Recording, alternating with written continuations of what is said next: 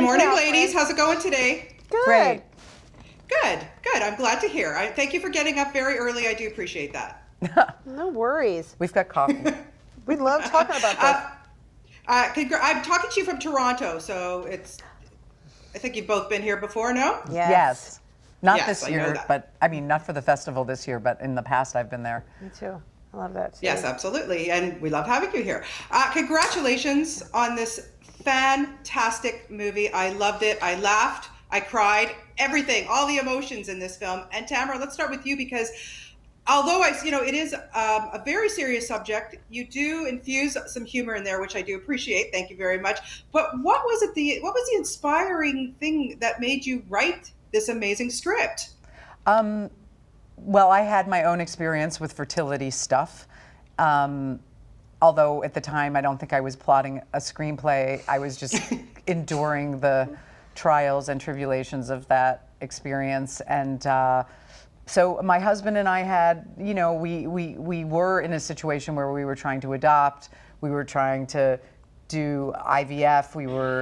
And it's not exactly like the couple in the story, but that condition seemed like later on, once it all settled down, I looked back on it and I thought that there was something very interesting in that situation, in that not just for the subject itself, but the way that it impacted a marriage, and it seemed like a very acute way of studying marriage. Right. Oh, absolutely. I mean, what a huge impact. And a lot of people don't survive that. And Kathryn, for you, we've seen you in so many roles through the years, and you are hysterical in most of the stuff that we see. And this one, I wanted to ask you because, yes, you can be a little funny, but it must have been extremely draining to play a woman like this. Yeah, I mean, I think what helped is that I had an incredible partner in Paul Giamatti. Yeah. And, an incredible director and guide in this person. And the vibe was, we made an independent movie in New York City, so that there just wasn't enough time to just like wallow. You know what I mean? Yeah. And then the script itself was there was never like a sinkhole in the middle of it. These people just kept moving forward.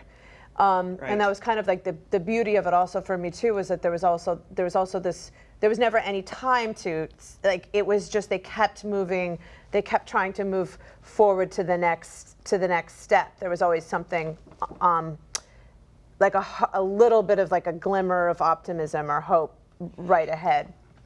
Right. Yeah, absolutely. And as you say, Paul Giamatti, the two of you had, was it instant chemistry with the two of you? Oh yeah, my goodness. Weird. You seem like an old married couple. Yeah, no, it was weird. That's exactly the dream. Yeah, no, we'd never met before this. Like, it's so weird that we never had met. Tamara had us over, she invited us both over to Paul's apartment, which is hilarious. Yeah, we were squatting in Paul's apartment. Yeah, for rehearsals. She made us dinner, and we just like instantly felt like this fraternal, which is perfect for this marriage. Like, because there's not a lot of sex. Not a lot of sex at this point. Fraternal could work. So just like instantly like dumb jokes and just like a deep cut from the same cloth vibe of just like, we just felt like, oh, there you are. They're just both so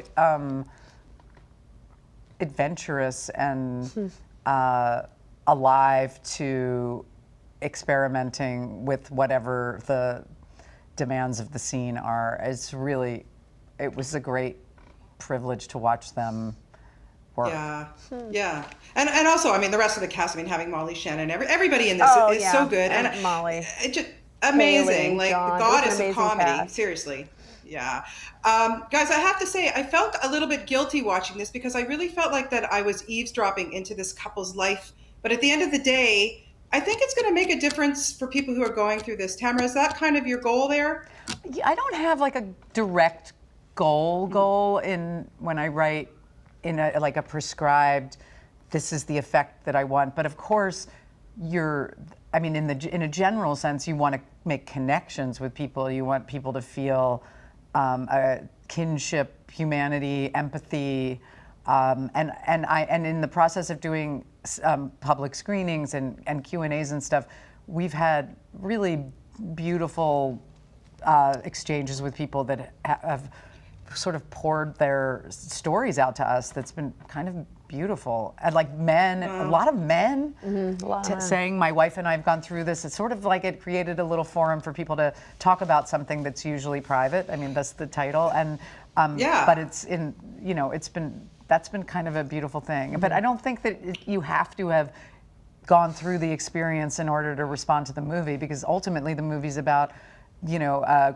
trying to create a family and marriage. Absolutely. And even though the specificity of the story is about their fertility crisis, I think that it kind of encompasses something a little bit bigger. Yeah, well, it really is a spectacular film. People can catch it on Netflix. It's in selected theaters. Just the best of luck to both of you, and it's great. It's great. Keep them coming, Tamara. Don't wait too long until you do more stuff, please. Okay, Amen. I think you're right. Yeah, I totally I think so think. too. Okay, bye-bye, ladies. Bye. Thanks so much for your time.